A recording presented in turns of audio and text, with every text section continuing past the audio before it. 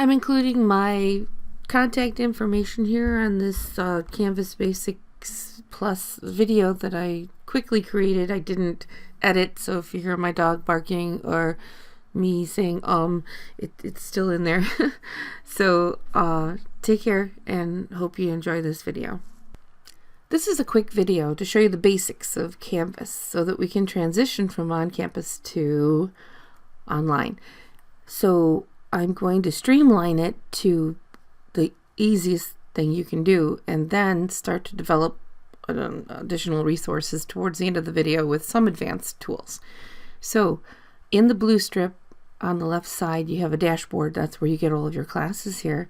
But you can also click the second icon to go directly to one of your courses. And when you get into the course, now you have the option of using modules or assignments. If you want to just go straight to something very quick, click on assignments. Oh, I have a lot of them here, but you won't have any of these. You can go ahead and pick the plus sign, the green button at the top right corner. It says plus assignment. And then from here, you've just created a new assignment. You have to give it a name. So you can give the name of it, assignment 1.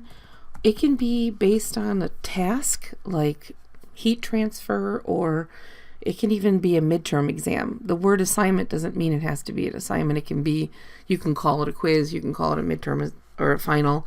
You can just call it something based on a topic. Or sometimes I'll put assignment 1 and then I'll add whatever it is that that assignment is about. So that's the title. And then click inside this white edit box here and start typing. So this is the area you can type to communicate with students. And then if you want to press enter to get that blinking cursor there, you want to attach a file, go up to files on the top right side. You'll go on the files tab there. Let's say you have a PowerPoint or some kind of a video that you have an actual file, not a link to a website. You can go to files and go down to upload a new file and then pick choose file. When you pick choose file, it will bring you over to your files. You can then double click on whatever file you want to bring in, but this is the step that a lot of people miss. You have to pick upload right there at the bottom right. Once you do that, you see how the file comes in? The blinking cursor is at the end of the text string there, so you have to press enter in order to start typing more information if you want. If you have a video link that you want to bring in here, there are a couple different ways you can do that. You can go to the website, which I will do right now. I'll go to a new website and maybe I'll go to autodesk.com. So I'm at the website. This is the site I want them to go to. I can click up here at the top to make that link blue. I can right click and pick copy. Then at the very top, we are developing tabs here. I'll go back to the create assignment tab. Make sure my blinking cursor is right there. Right click and paste. And then when I press enter, I know that that is a link to the website. So maybe it's a video that you want to have them watch on YouTube or somewhere else in the online. So what I did was I went to one of my 150 plus videos that I've created, and I'll go back over there on YouTube. This is one of the many, and at the bottom right corner of this YouTube video, you'll see share. If you click on the word share, it should give you this link to copy. And then at this point, I can pick copy. What it does is it copies it to this clipboard. So now we can go over to the top and click on create assignment to get back to Canvas because it's copied. And in here, my blinking cursor is ready. I can right click and pick paste. And when I press enter this time, see it will show you what the YouTube video is. Another way is to use this icon, the third icon over. I don't think you need to use this, but if you click on this kind of chain link, it will give you this text box to either type in or right click and paste that same link and then insert link. I think it's the same anyways. Okay, so now you've got your communication with the students, you've got a file uploaded, maybe you have a video, you're telling them what to do and how to submit the file back to you. As you scroll down, you can give there are two things that you can do here. You can give your assignment points. Now, there are a lot of other things you can do here, but I'm just streamlining it. Like I said, here are the points, and then submission type. The submission type, if we're going to submit it online, needs to be online. So submission type online. And then these are your online entries. Whatever you want them to do. Do you want them to text back to you? Do you want them to send you some other things? I almost always use file upload. So you change your submission type to online, you put a check mark and file upload, and then don't forget to scroll all the way down and pick save. Now at this point, you can put some due dates here, but if you do, the Canvas will automatically mark it as being late. So it's up to you. But at this point, we are working on finishing up this semester. So let's pick save. Just save, because you might not want to publish it right now. And there it is. And if we don't want to publish it right away, just make sure that this publish has a circle with a line through it. It's not green. So if I go back to assignments, then I'll see at the end of all of this, there's the assignment 1 that I just created. You can use the stack of little dots here to move it around. So maybe I want assignment 1 to be at the top. So I put my pointer on that stack of dots, hold my left mouse button down and drag it, so that now you're kind of establishing an order. So you can see here that this one's not published, but these are, because I've been working on campus classes on Canvas since the beginning of the semester. If you want to edit it again, just click right on it. So you already saved it. You want to add something else to it, click right on the name of it, and then pick edit, and it'll bring you right back to adding something else, more files or more communication. And you can see there's a lot more here, but that's kind of the main thing. I'm going to go ahead and pick save to get back out of it. And then you can see there's your points, and there's a file upload, and I'll go back to assignments. Okay, so where did that assignment go? We want to be able to see what the students see. So let's go over to the home. The text that says home on the far left side, yours might be at the top. Mine's at the bottom there. And then on the right hand side, you should see student view. You can click on student view and see at the bottom it all turns like this purplish pink. So now we're in the student view. We see what the students see. And if I go to assignments, that assignment that I created is not going to show because it's not published. So your assignment has to be published in order for the students to see it.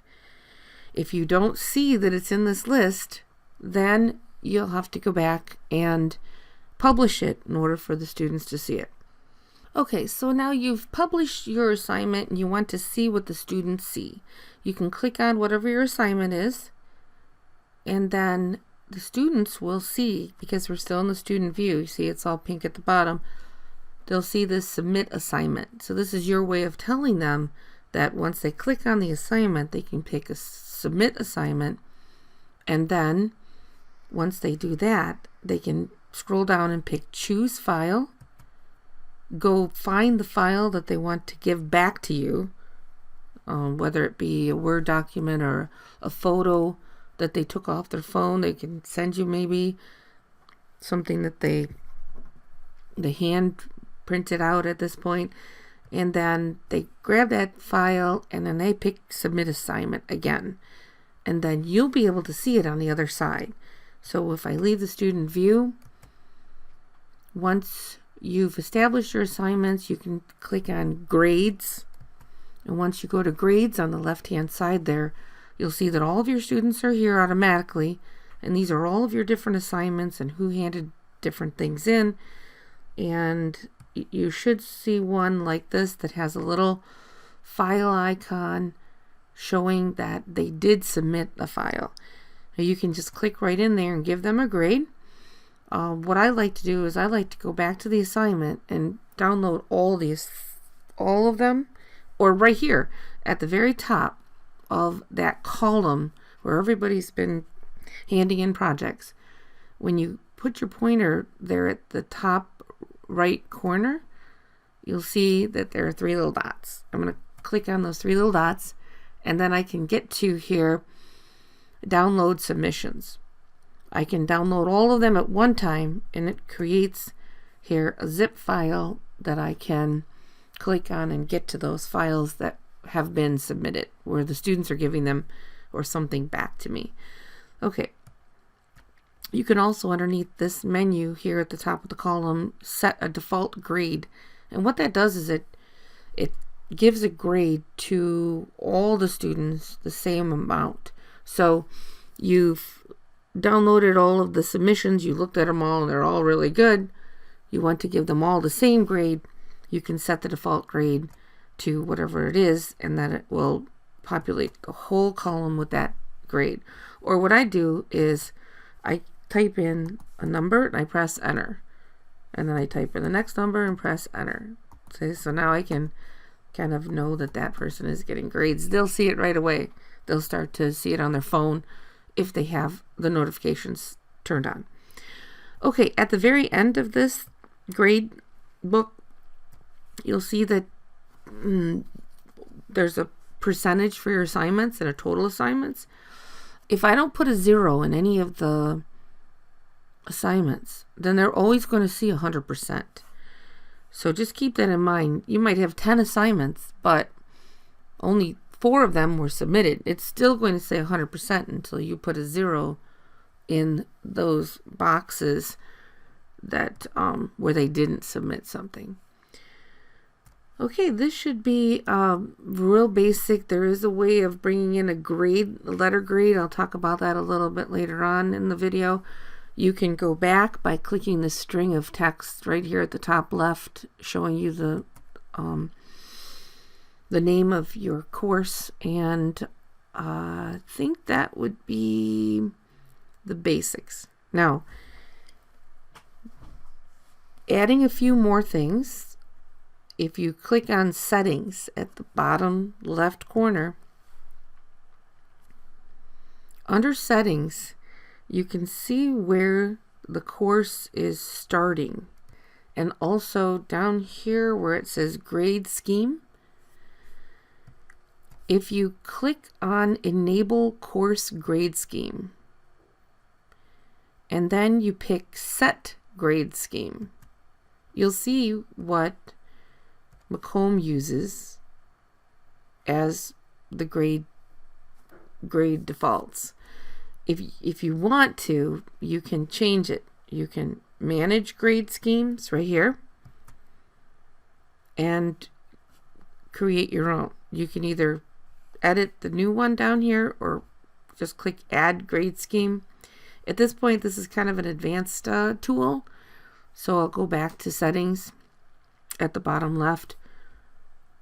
It says here the course is published, so that's good. I know a couple of people don't have their course published yet, so I just wanted to make sure that you can see where to go for that.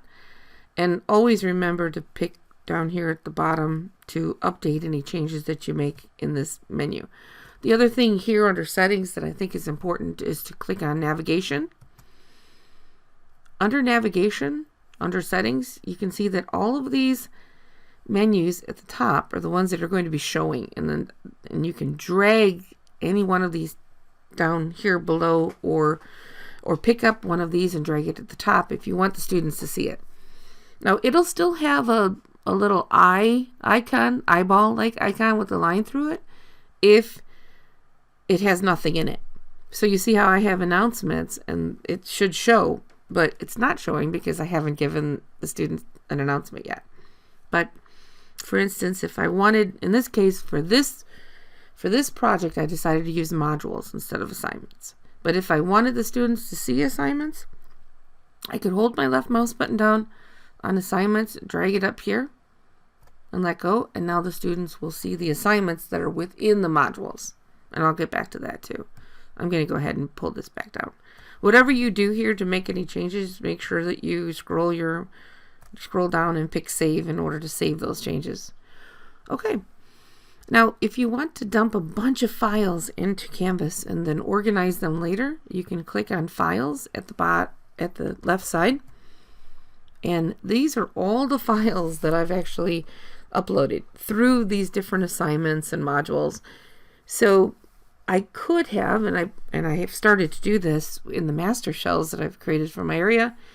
I can create a new folder, and then inside that folder, start to organize where all of these files go.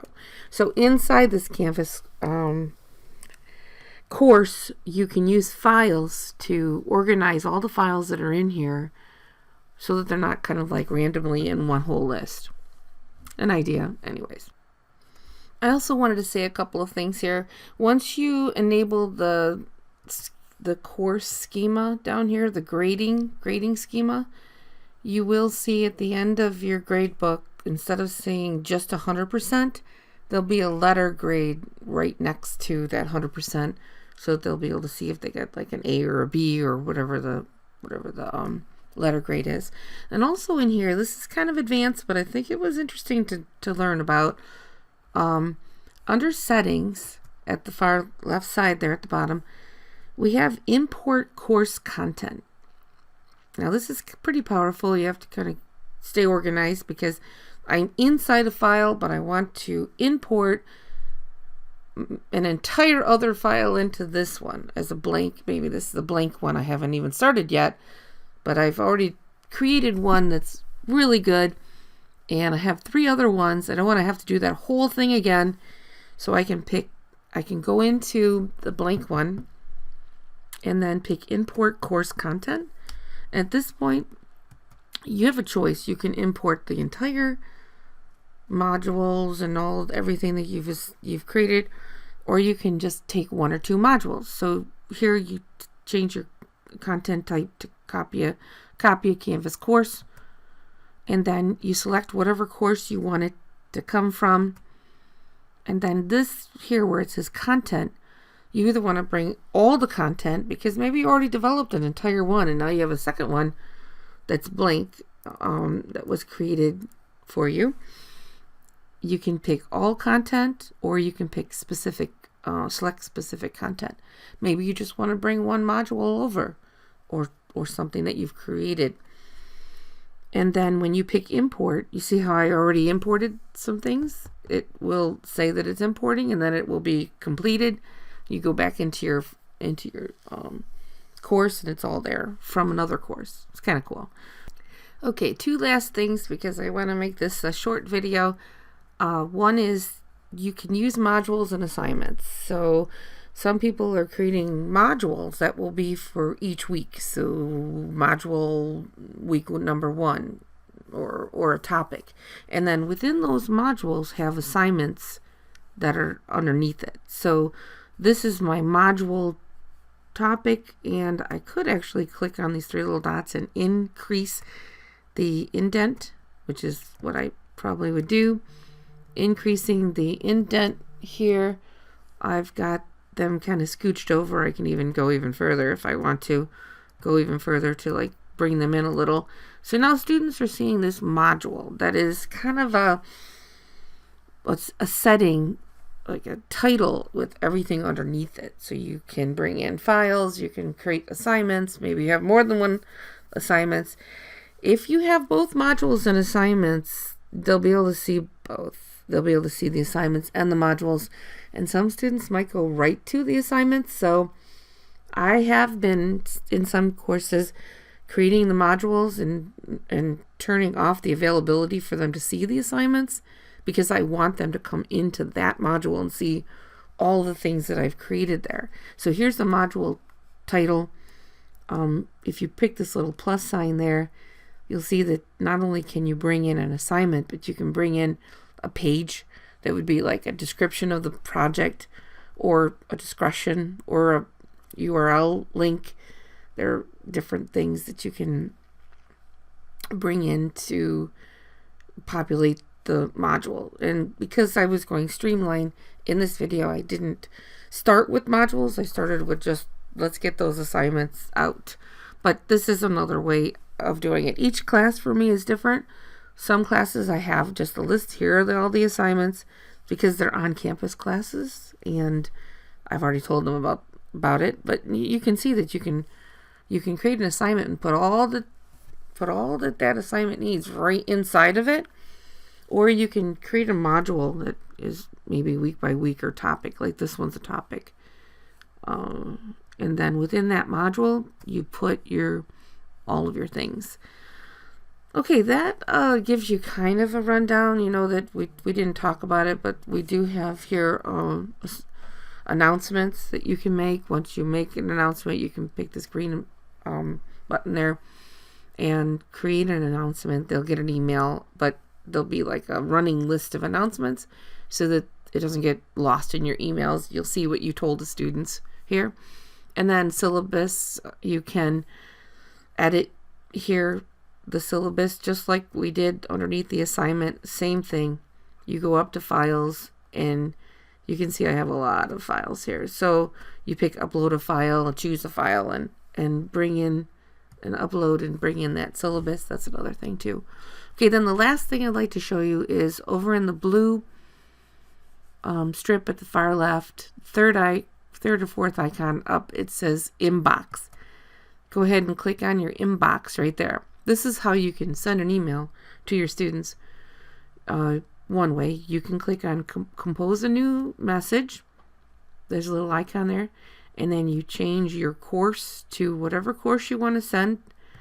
Now, once you click on your course, you should be able to click on this icon here where it says to and be able to pick students. When I was doing the training, I was volunteering for the training on campus. Some professors couldn't get to students. We're going to have to check that out. We were trying to click on this, but check with the help desk if you don't see students. I'm going to click on students and all students. I'm going to give it a subject, whatever the subject is, and then I'll go in here and type in what I want to email to them. If you want to attach a file, you can go down to the bottom left and attach a file. So maybe you just want to send them an email and give them instructions right in here and attach the file that you want them to see and let them know it's also in Canvas. There's so many different things you can do here. So I hope you enjoyed this video. My contact information is here in the video for you to talk to me if you need any help. But the CTL and the help desk is right there for you too, along with so many other people at Macomb, because Macomb is awesome. I love my job, so I had to get that in there. All right then, guys, take care. Hope everything goes well with your online experience, and stay safe. I'm including my contact information here on this Canvas Basics Plus video that I quickly created. I didn't edit, so if you hear my dog barking or me saying it's still in there. So take care and hope you enjoy this video.